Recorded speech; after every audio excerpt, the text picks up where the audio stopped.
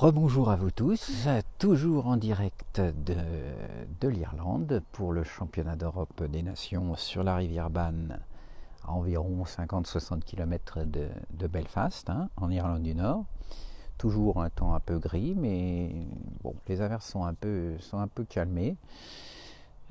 Et la pêche, par contre, toujours aussi difficile. Alors, on a fait tous les secteurs depuis ce matin, vous avez vu les contrôles d'èche, vous avez vu l'amorçage, on a essayé de suivre chaque secteur. Donc là, on est dans le dernier secteur, le secteur E, qui est le secteur où se trouve Alexandre Codin, au numéro 13. Alors, on va suivre un petit peu tout ce qui se passe, je vais vous expliquer.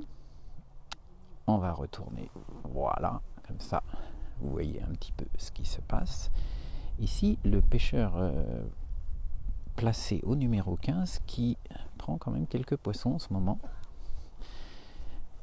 Alors c'est un Lituanien qui vient de réussir une belle série de poissons. Alors visiblement il y a des différences de fond dans ce secteur, parce qu'il a moins de fond que là où se trouve Alexandre Codin, qui est pourtant qu'à 2 places. Alors on va aller le suivre.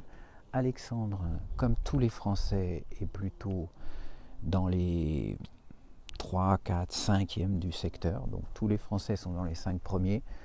On est bientôt à 1 heure de la fin de la Manche, donc c'est plutôt très bon signe, parce que toutes les autres nations ont des difficultés, que ce soit les Belges, que ce soit les Anglais, que ce soit les Hongrois. Alors il y a 2 autres nations qu'il faut peut-être surveiller, c'est la Pologne. Encore une fois, la Pologne, on en avait parlé hier, c'est une nation des pays de l'Est, mais qui est très forte sur les pêches difficiles.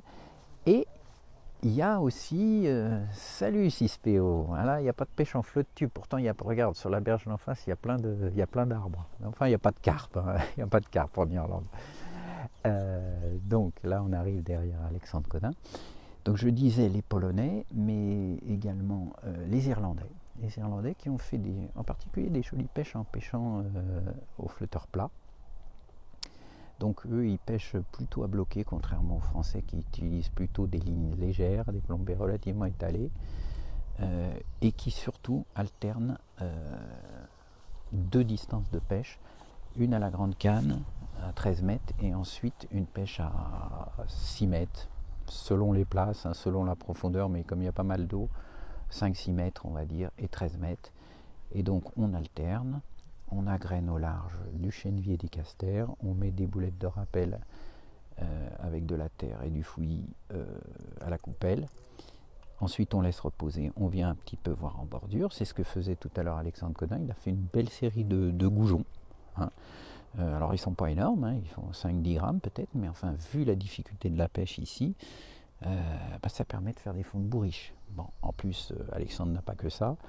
Il a pris dans la première heure un beau gardon de 300 grammes. J'ai demandé à son père Gilles, il a pris un gardon de 300 grammes plus un autre qui faisait 150-200 grammes. Donc rien qu'avec ça déjà, ça le plaçait plutôt bien. Donc il a intérêt à gérer et à essayer de contrôler les adversaires. Donc pas prendre des risques inutiles. Essayer de garder le contact avec les tout premiers. Il y a le luxembourgeois dans ce secteur qui est complètement à l'opposé, qui visiblement marche bien. Le belge prend aussi un petit peu, mais c'est plus difficile. L'anglais Steve Hemingray, pareil, un peu difficile. Comme fait, les Anglais, ils ont plutôt des bons résultats, mais dans le secteur D qu'on a vu tout à l'heure, Alan Scott, on est vraiment à la peine. Donc ça va faire beaucoup de points sûrement pour l'équipe d'Angleterre, sauf s'il nous prend 1 ou 2 beaux poissons. On n'est toujours pas à l'abri d'un hybride ou d'une série de 2 gros gardons, même ici. Quand il y a vraiment plus de poissons, le moindre poisson maintenant risque de bouleverser le classement. Alors on va voir la fiche, là vous voyez, la fiche de Alexandre Codin. 6 poissons première heure, 16 poissons deuxième heure, 14 poissons troisième heure. Donc voilà, il maintient un rythme de touche. C'est un peu le but des Français, c'est de surtout pas rester les 2 pieds dans le même sabot, je dirais, à faire une pêche et puis à attendre la touche indéfiniment.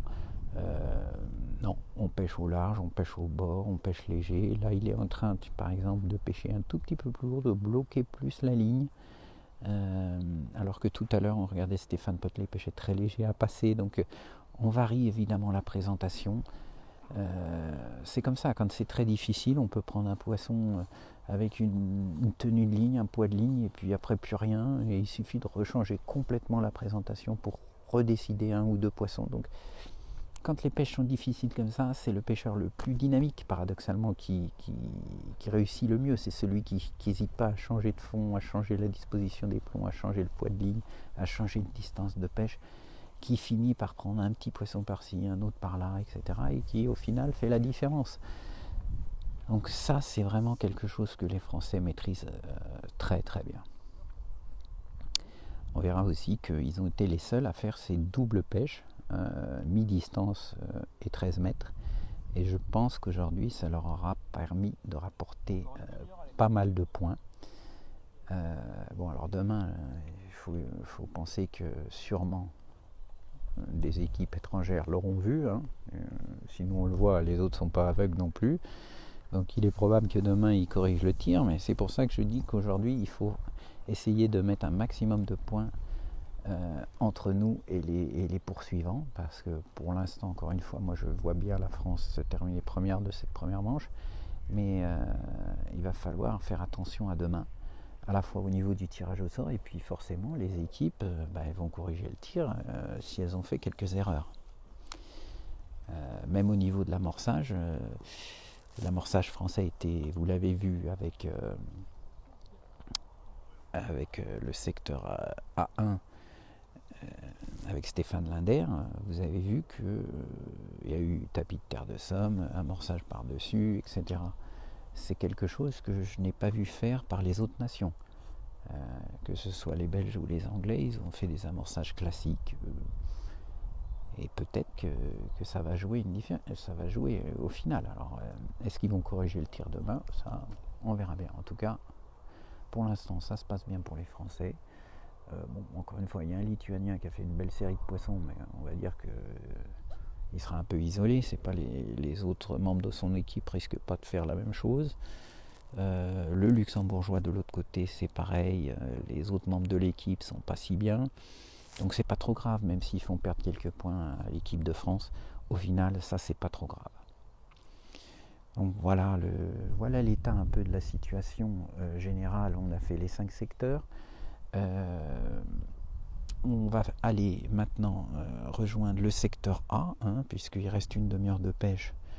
Il va falloir qu'on court assez vite avec Jean-François pour se rendre sur le secteur A et vous faire suivre la pesée de Stéphane Linder, qui sera sûrement la plus belle bourriche. En tout cas, c'est là qu'il y aura les plus gros scores, parce que franchement, les secteurs CDE, ça a été très très difficile.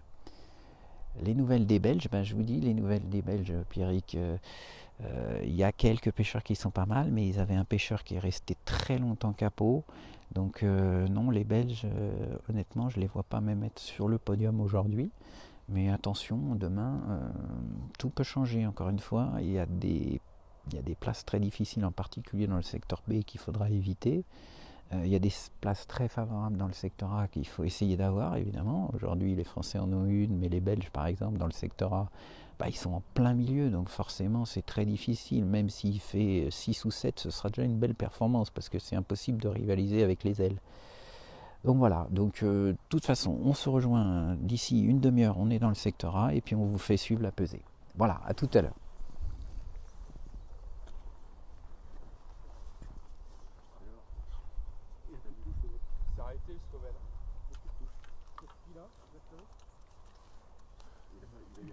Poisson. Ça va gagner? Pas forcément. Il faut gratter encore quelques grammes par-ci par-là. Ça va être serré.